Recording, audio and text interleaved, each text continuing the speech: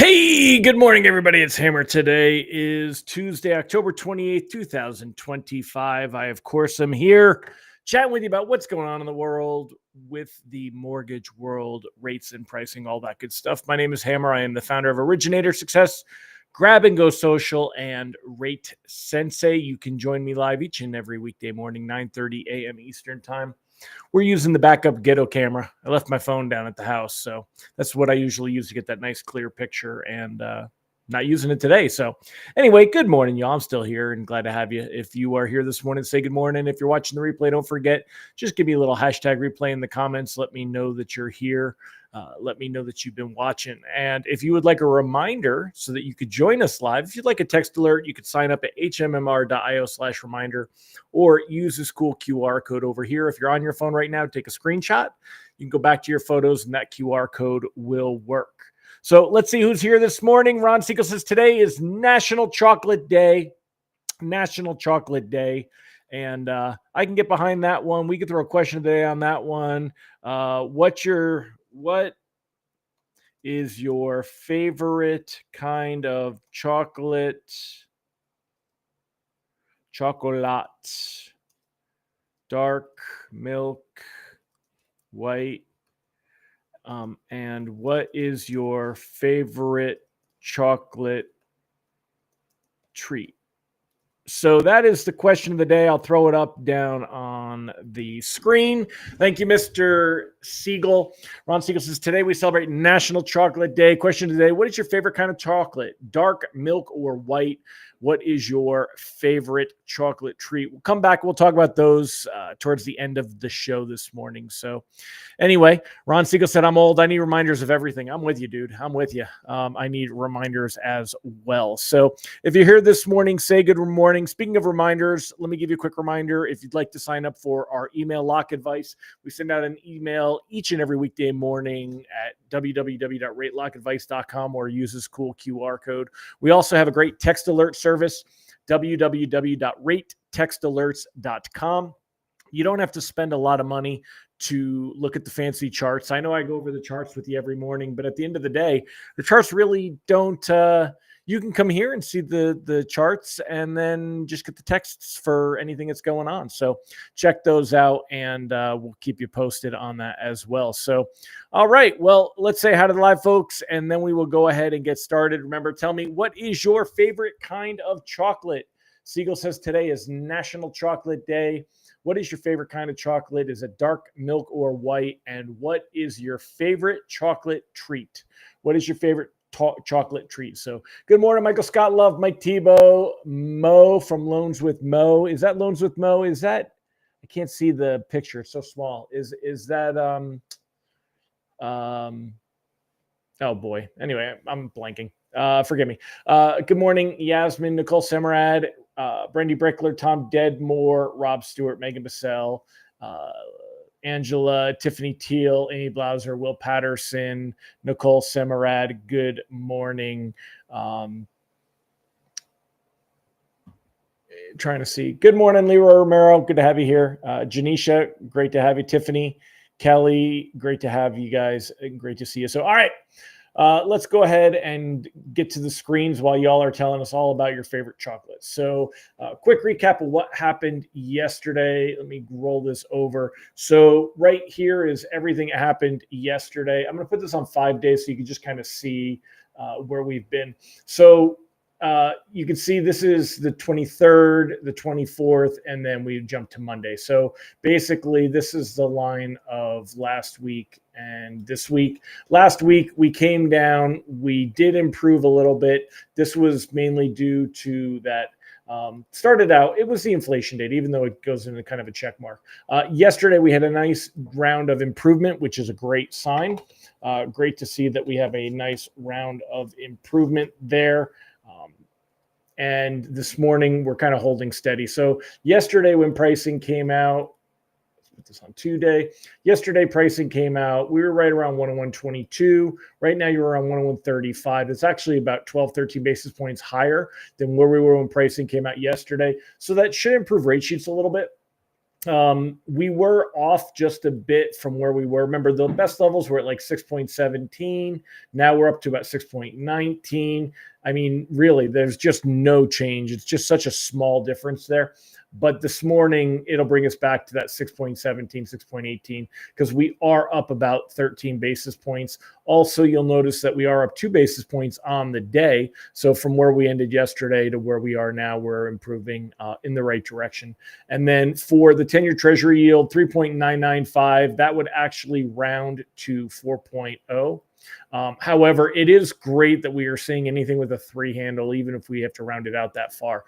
We're staying below that 4% mark. Yesterday, we ended the day at 3.98. 3.98. 98. All right, so 3.98, dropping back below that 4% mark. So that was a good sign. It's very good as long as we see that kind of stay below there. So, all right, here's your last chance to vote. I'm going to throw that off there. So today we celebrate National Chocolate Day, and we want to know what is your favorite kind of chocolate and all that good stuff. So, what else we're going to talk about today? Tomorrow's Fed meeting, the labor market, and does anyone care about the government shutdown? Does anyone care about the government shutdown? It doesn't seem like that's the case. So right now, rate sheets are just a little bit worse than last week, but holding again, as I showed you over here, we are basically about the same as where we were. Just a very small improvement this morning. Should be like 6.18. Maybe it'll match where we were at 6.17, but really no change with that. Reprice risk on the day is low. Not expecting any big moves ahead of tomorrow's Fed meeting. Things are quiet. Yesterday, when we saw that improvement, by the way, Matt Graham on here on MBS Live, he's much smarter than me, but he said that he felt this increase was due to the auctions and the Treasury auctions. However, I don't think it was, because the Treasury auctions, if we take a look here at the economic calendar and we look at what time those Treasury auctions were yesterday, one was 11:30 and one was at 1 o'clock. So, so 11:30 and 1 o'clock, but yet when we look at the kind of improvement here, 11:30 was here, and then 1 o'clock was here, and then we just kind of kept improving through the whole day. Once we had our low point, we just kind of improved through the whole day. I think this is just more of a bond drift than anything. I don't think there was a big improvement there. If we take a look at the 10-year Treasury yield, let's take a look real quick at that. 11:30, arguably it did go down after 12. 1 o'clock here, it didn't go down again until after 2:30. So I don't see that same correlation and that same behavior as Matt does. But who knows? Maybe that was it. Maybe that's why. So in the meantime, we're going to be watching 101.35 is a big deal, because we are above that 101.30-ish, 101.29, 101.30 mark. And we want to see if it closes above that. Yesterday, it was 101.33. So we did barely bust above that 101.30 mark right there yesterday. And we want to see if we can do that again today. And again, it's too early for that to have a huge difference, because remember, we're going to see the Fed meeting tomorrow, and that's going to wash all that out anyway. But this is all just puts us in a position where we can go ahead and float. And there's not, there's really just no urgency to lock at the moment. Even with tomorrow's Fed meeting, it's going to happen in the afternoon. We have time to react to it. So we want to basically cautiously float everything into the meeting at this point. There's just not a lot of concern as we float into it. I don't know that the Fed meeting is going to help us, but we don't have a lot of concern over where we are. And when we take a look at the Fed meeting, right now, market's still expecting same thing. Let me jump on my screen, even though I'm not as zoomed in as let's move this over.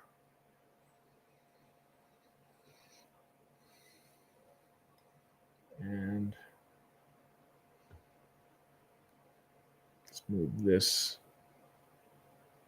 There you go. So right now, taking a look, you got expectation of a rate cut tomorrow is 100%, right? Markets are totally expecting to see the bond markets totally expecting to see the Fed cut rates tomorrow.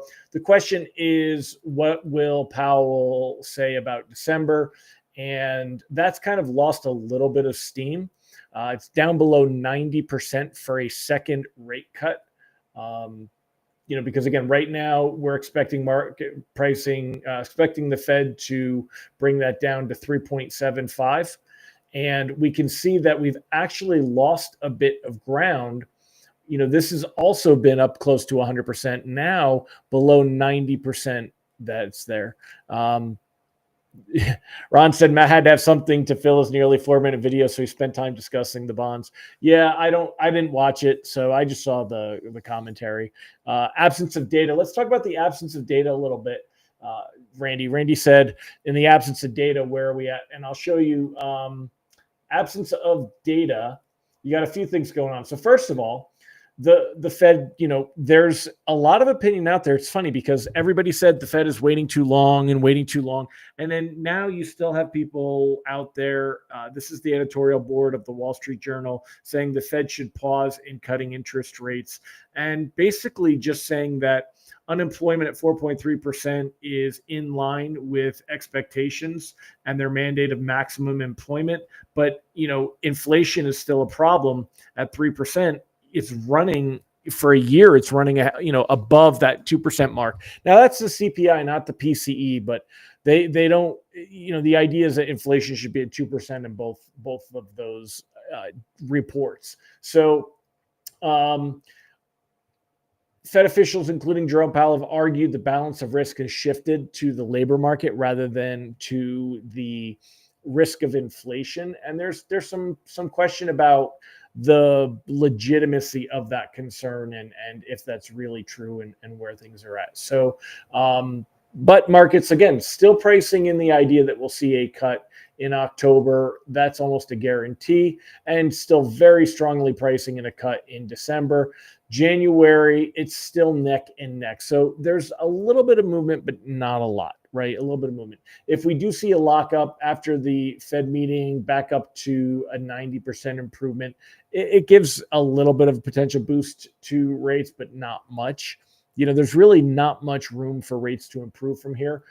We need to see that 10-year Treasury yield drop 3.8, 3.75 to really see any kind of room for improvement with mortgage bonds and for rates. So we need to see that drop down. Right now it's at 4%, 4.0, and we need to see that drop down to like 3.8, 3.75. And that's a big drop with a lot of friction between now and then to get there. So it's not likely that we'll see that. Some other interesting things to catch on to. This was talking about the government shutdown. So obviously the people that are not getting paychecks are feeling the pinch of a government shutdown. Pretty soon, SNAP benefits in November will not be paid. And although I'm sure there is a lot of abuse to that program, I'm sure a lot of people could talk about what is purchased and that people can live without soda and Pop-Tarts and things like that. But there are a lot of families that are using SNAP. And so they're going to feel the pinch. But there's really, when you look at the front page, we have to go into the opinion section to find anything about the shutdown. When you look at the front page, there is nothing about the shutdown on here. This UPS posts strong profit and cuts jobs. This is a problem, guys. This is why we're going to see an issue as we roll into where we're at. The cuts to its permanent operational workforce marked a 70% increase from its previous target.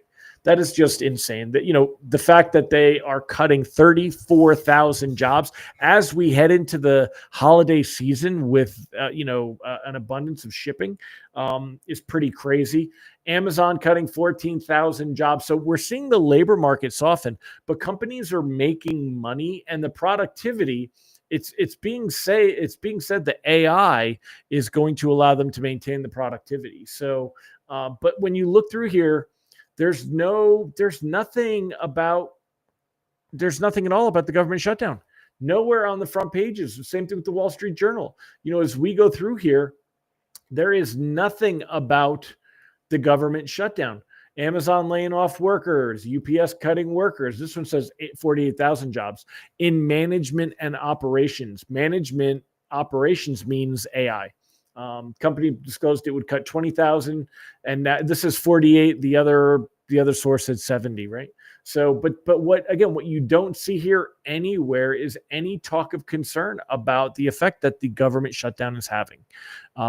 That's a problem, and it's unlikely to end anytime soon because they're not feeling it. So back to this article and what it would take to see that government shutdown, be a big deal. Maybe we see a walkout as we get closer to November. Maybe we see a walkout of TSA agents. Maybe it's a walk off of air traffic controllers.